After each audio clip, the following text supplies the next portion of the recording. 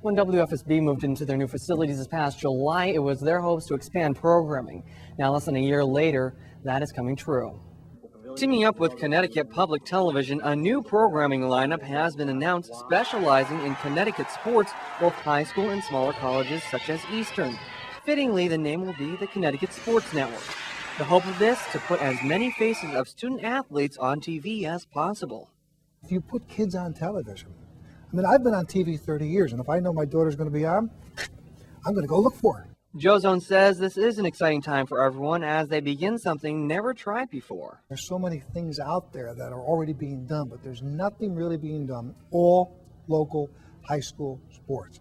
So we did those games, those state football games, and we taped them and did some live and reran them, but people like them. It doesn't have to be the NFL. It doesn't have to be the NFL network, where everything, it's kind of all the bells and whistles and big time announcers. And it's kids playing games for state championships. The idea of the joint venture came about after the two stations worked together in December on the state football championship games. With such a strong feedback towards the coverage, it was inevitable that the collaboration would happen a second time.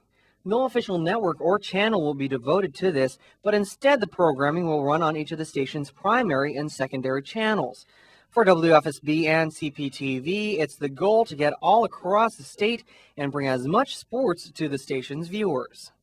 The idea is just to put kids on television and to put, all sports, high schools, small colleges, and eventually go 24/7, which is an amazing. The first game will run on CPTV on Saturday, giving play-by-play at the girls' high school basketball state championships. WFSB will have its debut with CSN next Saturday with the boys' high school basketball state championship game. 4 hours a day has been devoted to the initial coverage, with the hope to increase that to a 24/7 feed.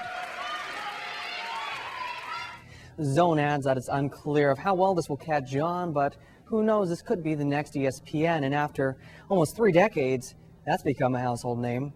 In Rocky Hill at WFSB, I'm Ryan O'Connor, News 22.